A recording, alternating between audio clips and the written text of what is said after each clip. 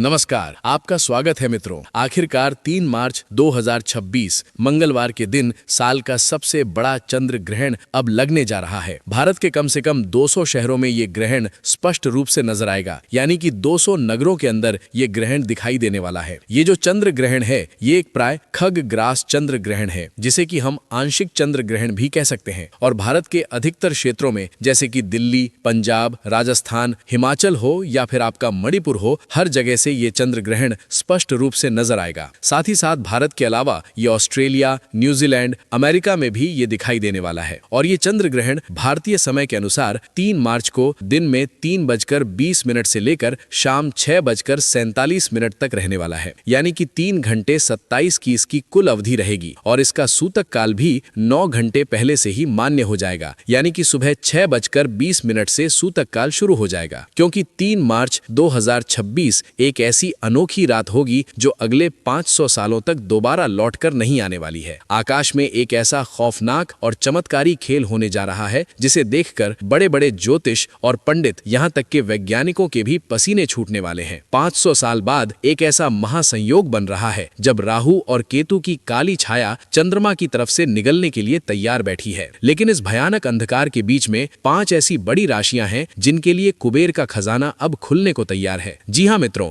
आपने बिल्कुल सही सुना। रातों रात किस्मत का बदलना कोई मुहावरा नहीं, बल्कि ये इन 5 राशि के जातकों की जीवन की सबसे बड़ी सच्चाई बनने वाला है, जिसे देखकर उनके दुश्मन भी खून के आंसू रोएंगे। लेकिन सावधान, अगर आपकी राशि इन 5 राशियों में से एक भी है तो खुश होने से पहले एक बहुत बड़ा रहस्य जान लेना आपके लिए अनिवार्य है, क्योंकि ये रहस्य आपके जीवन और मृत्यु के सवाल पर उठता है। इन 5 राशियों में जो चौथी राशि है, इसके साथ कुछ ऐसा भयानक होने वाला है जो इतिहास में शायद न कभी हुआ है और ना ही कभी होगा। उस चौथी राशि के जातक को छप्पर फाड़ कर धन मिलेगा, लेकिन अगर उसमें से एक छोटी सी भी गलती कर दी जाए ग्रहण काल के दौरान में, जो कि अक्सर लोग कर ही बैठते हैं, तो ये सारा धन मिट्टी में मिल जाएगा। इसलिए अपनी राशि का नाम सुनने के लिए धैर्य बनाए रखिएगा, क्योंकि ब्रह्मांड का ये चक्र आपके जीवन की पूरी दिशा को बदलने के लिए तैयार बैठा हुआ है। आज की इस वीडियो में कोई भी जानकारी अधूरी बीच में मत छोड़िएगा और 10 से 15 मिनट का समय निकालकर इस वीडियो को पूरा अंत तक सुनकर जाइएगा। और सबसे पहले तो इस वीडियो को लाइक करके कमेंट सेक्शन में हर हर महादेव जरूर लिख दीजिएगा, ताकि इस चंद्र ग्रहण का बुरा प्रभाव आपके ऊपर ना पड़ पाए और भगवान भोलेनाथ का आशीर्वाद आप पर बरसना प्रारंभ हो जाए। साथ ही आने वाले त्योहारों की सभी अपडेट्स के लिए चैनल जीत साधना को सब्सक्राइब करके पास वाले बेल आइकन को जरूर प्रेस कीजिएगा, तभी हर वीडियो का नोटिफिकेशन आपको हर रोज मिल पाएगा। तो देखिए, चंद्र ग्रहण कोई साधारण खगोलीय घटना नहीं होती, बल्कि सदियों से हमारे जो भी ऋषि मुनि हैं, उन्होंने बताया है कि जब चंद्रमा पर ग्रहण लगता है तो पूरी पृथ्वी जल तत्व भयानक रूप से प्रभावित होती है। और क्या आप सभी जानते हैं कि हमारे शरीर में 70% जल ही है, और जब समुद्र में लहरें उठ सकती हैं तो क्या हमारे शरीर और हमारे दिमाग के अंदर भूचाल नहीं आता होगा। 3 मार्च होलिका दहन के दिन ये ग्रहण इसलिए ही सबसे अलग है क्योंकि इस दिन देवगुरु बृहस्पति और कर्म फलदाता शनिदेव एक ऐसी अजीब स्थिति में आ रहे हैं जो पूरे 1 सदी के बाद देखने को मिलेगी। इसे शास्त्रों में महाचंद्र ग्रहण और राजभंग योग के साथ एक दुर्लभ मिश्रण कहा गया है। एक तरफ विनाश की शक्ति होगी और वहीं दूसरी तरफ कुछ राशियों की लॉटरी लगने वाली है, क्योंकि सृजन और अमृत दोनों ही समुद्र मंथन में उत्पन्न हुआ था। अमृत और विष दोनों निकले थे। बिल्कुल वैसे ही इस 3 मार्च की रात कुछ राशियों के जीवन में विष घुलेगा और कुछ राशियों के जीवन में ऐसा अमृत घुलेगा कि उसके जीवन की पूरी कंगाली खत्म हो जाएगी और वो माला माल हो जाएगा। और इस दिन फाल्गुन पूर्णिमा है, जिस दिन महालक्ष्मी धन लक्ष्मी योग के साथ ही अमृत सिद्ध योग का निर्माण भी हो रहा है। और इस दिन खुद माता लक्ष्मी जी धरती पर वास करने के लिए आती हैं। तो होलिका दहन और ग्रहण की इस रात अगर आप कुछ छोटे छोटे से उपाय करते हैं तो माँ लक्ष्मी के असीम आशीर्वाद के साथ साथ ही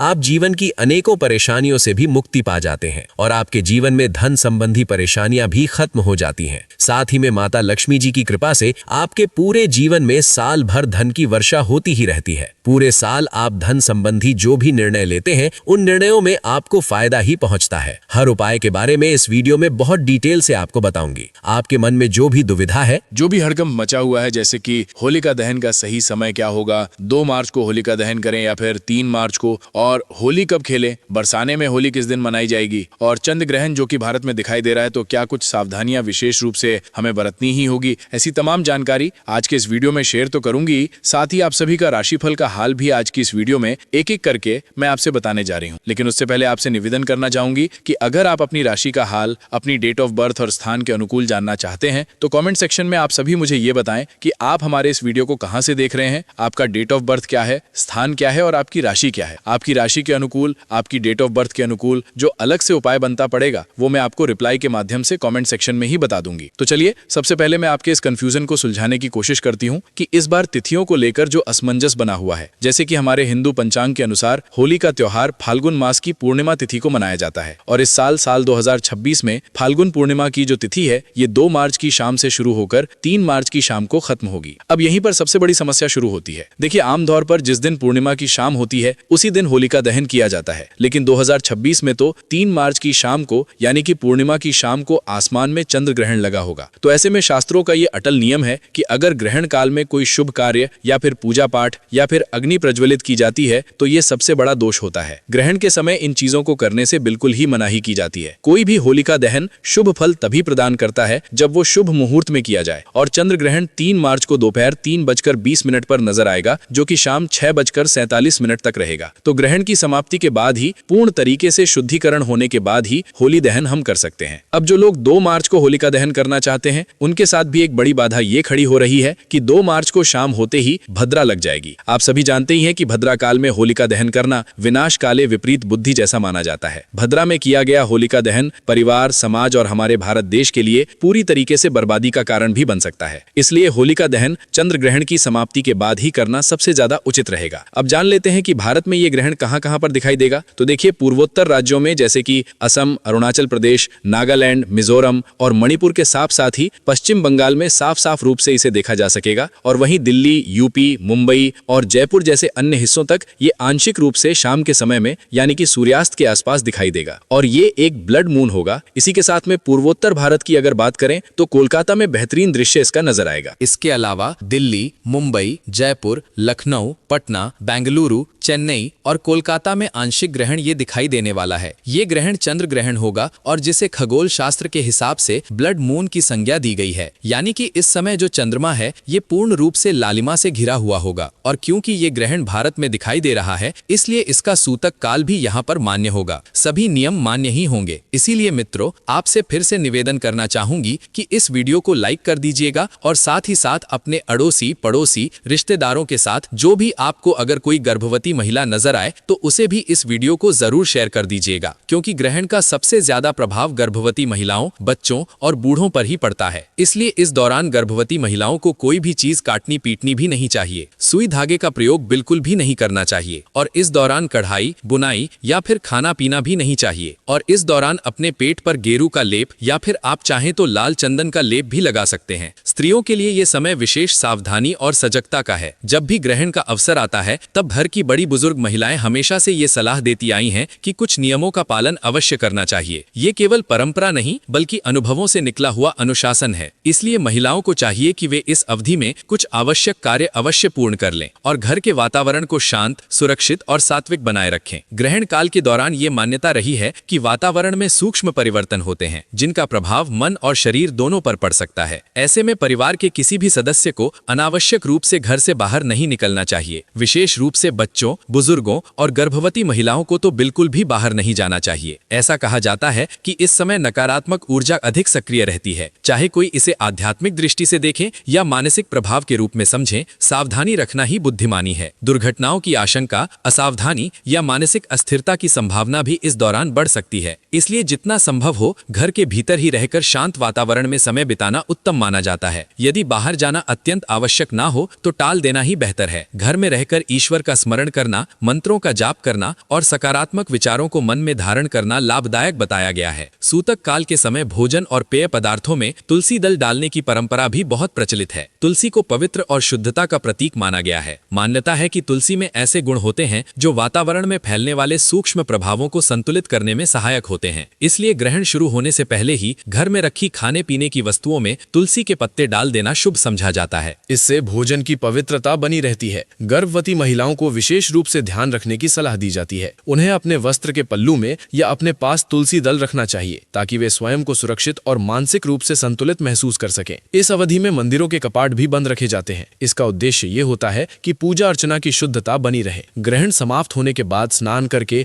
मंदिर की सफाई कर पुनः विधिवत पूजा की जाती है। तब तक घर में ही बैठकर भगवान के नाम का जप करना श्रेष्ठ माना गया है। ओम नमः शिवाय या अन्य किसी भी प्रिय मंत्र का जाप मन को स्थिर करता है और भय या चिंता को दूर करता है। अब यदि राशियों की बात करें तो ग्रहण का प्रभाव हर व्यक्ति पर अलग अलग रूप से पड़ता है। कुछ लोगों के लिए ये आत्म मंथन का समय होता है तो कुछ के लिए परिवर्तन का संकेत। परंतु ऐसी मान्यता है कि कुछ राशियों के लिए ये समय विशेष रूप से शुभ संकेत लेकर आता है। बस आवश्यकता है धैर्य रखने की और ग्रहण काल को शांति से पार करने की। सबसे पहले बात करें मेष राशि वालों की। इस राशि के जातकों के लिए ये समय एक नए आरंभ का संकेत दे सकता है। यदि लंबे समय से कार्यों में रुकावट आ रही थी, व्यापार ठप पड़ा था या नौकरी में संतोष नहीं मिल रहा था, तो अब धीरे धीरे परिस्थितियां बदलती दिखाई देंगी। आत्मविश्वास में वृद्धि होगी और निर्णय लेने की क्षमता मजबूत होगी। जिन कार्यों को आप असंभव समझ रहे थे वे भी सुलभ होने लगेंगे। आर्थिक पक्ष में सुधार के संकेत मिल सकते हैं। यदि नया व्यवसाय शुरू करने का विचार है तो उचित समय देखकर आगे बढ़ सकते हैं। सोमवार को गाय को रोटी, घी, गुड़ और काले तिल खिलाना शुभ फलदायी बताया गया है। इसके बाद कन्या राशि के जातकों के लिए भी ये समय राहत लेकर आ सकता है। जो लोग विरोध या प्रतिस्पर्धा से परेशान थे उन्हें अब राहत मिल सकती है। कार्यक्षेत्र में आपका प्रभाव बढ़ेगा और लोग आपकी क्षमता को पहचानेंगे। परिवार में भी सामंजस्य बढ़ेगा। यदि स्वास्थ्य संबंधी छोटी मोटी परेशानियां थीं तो उनमें सुधार हो सकता है। सोमवार को बेलपत्र अर्पित करना और नियमित प्रार्थना करना